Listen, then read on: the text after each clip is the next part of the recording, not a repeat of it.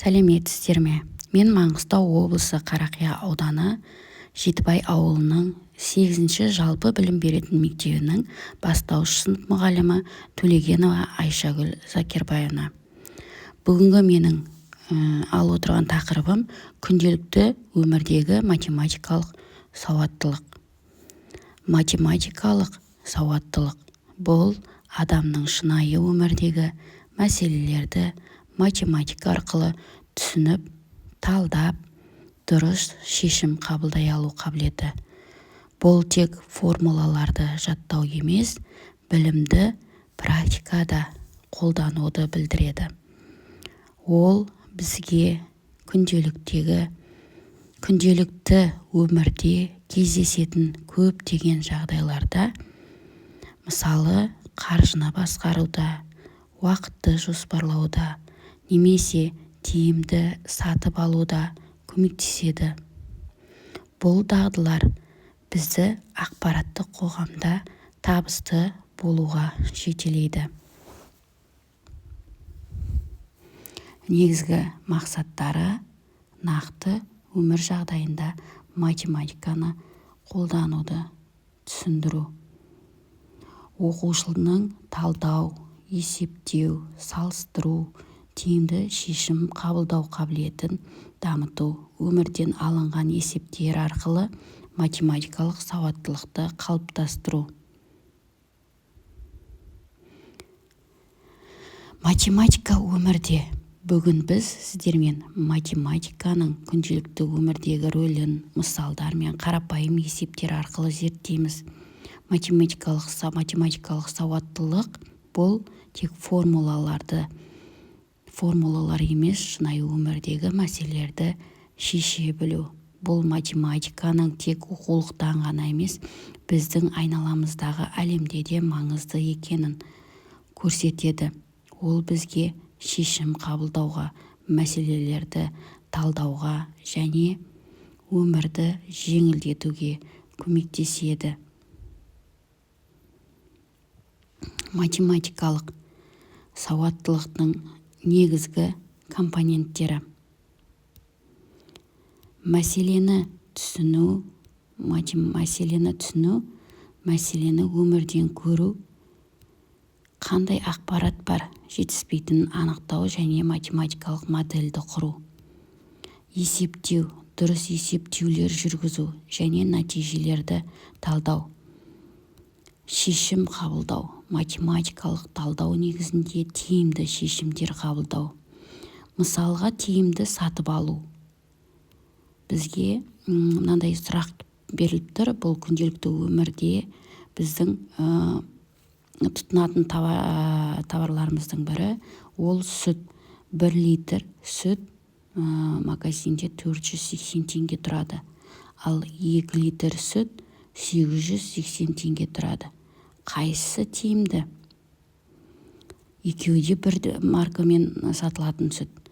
Соны тиімді сатып алу керек.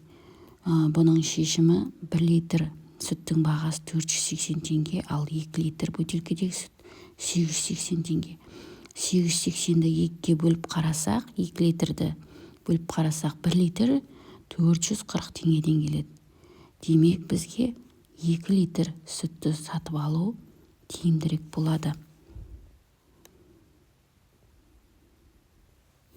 Күнделікті өмірдегі математикалық сауаттылықтың бағыттары: тұрмыстық математика, қаржылық сауаттылық, ғылыми-техникалық математика және көлік және логистика.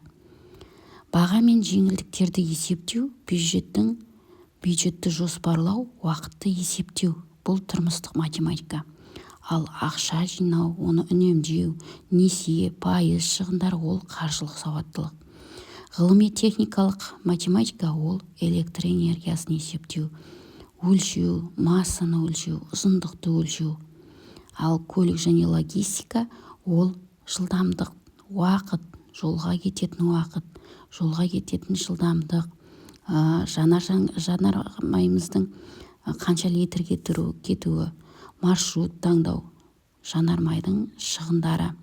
Мысалға алатын болсақ, уақытты есептеу, сабаққа үлгеру.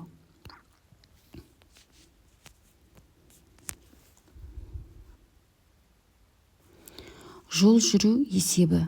Бұл мысал күнделікті өмірдегі қарапайым есептерді шешуде математикалық білімінің қалай қолданылатынын көрсетеді. Жылдамдық, уақыт, қашықтық арасындағы байланысты түсінуге, саяхатты жоспарлауға немесе кез келген қозғалысқа қатысты мәселелерді шешуге өте маңызды. Мысалы, жол жүру. Сұрақ: автобус 60 км/сағат жылдамдықпен 45 минут жүреді. Қанша километр жүреді? Сол 45-тен 45 минут дегеніміз 0,75 сағат деп алсақ, 60 км/сағатты сол 0,75-ке көбейтеміз. Бұл жерде мен уақытты көрсетіп тұрмын. Мана айтып отырған оқушылардың сабаққа келу уақыты. Сабақ бізде 1:20-да басталады десек, бізге дайындалуға 12 минут, ал мектепке баруға жолға 18 минут жүріп келеміз десек, онда үйде қаншадан шығу керекпіз? Өзіміз сабаққа жетісу үшін осы нені пайдаланып, қанша минут бұрын шығу керек, соны есептейміз. Мысалы, манағы дайындалатын 12 минутымызбен 18 минутымызды қоссақ, жолға кететін 30 минут. Сабақ 1:20 қалғанда басталатын болса, біз 1:10 минут қалған кезде үйден шығуымыз керек екен.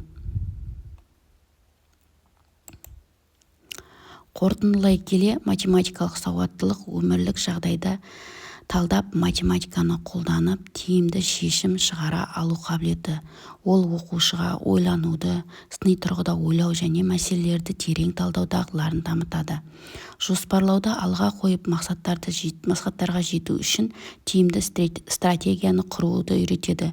Тиімді таңдау әртүрлі нұсқаларды салыстырып, ең оңтайлы шешімін қабылдауға көмектеседі. Математика бізді қоршаған әлемнің тілі.